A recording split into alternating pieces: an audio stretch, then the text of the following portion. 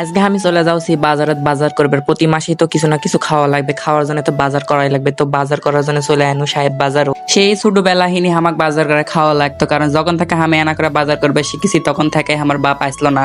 আমার বাপের বদলে আমাকে বাজার যাওয়া লাগতো আর বাজার করা লাগতো প্রতি মাসে মেলা মেলা করে। যে বয়সে তার মানে খেলায় বেড়ায় সেই বয়স থেকে আমাক সংসারের দায়িত্ব লিয়া লাগেছে বাপ না থাকার জন্য।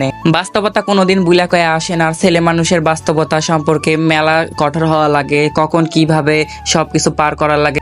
আর আমি সব সময় সাহেব বাজারের থেকে মাছ মুরগি কাঁচা শাকসবজি সবকিছুই লিয়া থাকি। অনেকেই আছে যারা বলেছি আমি বাজার করতে পারি না, বাজারের মধ্যে গেলে আমার গন্ধ লাগে। কিন্তু ভাই আমি ছেলে মানুষ, আমাকে তো বাজার করে খাওয়াই লাগবে। তার উপর আবার আমি গ্রামের ছেলেরা সবকিছুতে এক্সপার্ট হয়। বাজারত আলছি ঠিক আছে, বাজারও করছি, টাকাও ফুরিয়ে যাচ্ছে, কিন্তু ব্যাগ আর ভরসে না।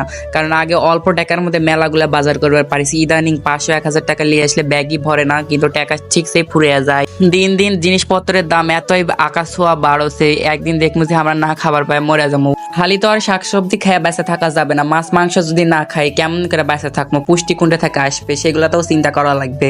আমি যেহেতু সারা মাসের বাজার একসাথে করি, জানি কেক বিস্কুট থেকে শুরু করে টিস্যু থেকে শুরু করে এই তো বডি ওয়াশ থেকে শুরু করে ক্রিম টিম সবকিছু একসাথে কিনে ফেলি। এই তো আমার রূপের রহস্য, এই হোয়াইট টন ক্রিম ছাড়া আমি দুনিয়ার বুকত কিছুই মাখি না। আর এদিকে মেলা গরম আসলে এই জন্য আমি শরবত খাইলিনো খাইলিয়া চলে এনো বাড়ির মধ্যে। তো আজকের মতো এই পর্যন্ত, আল্লাহ হাফেজ।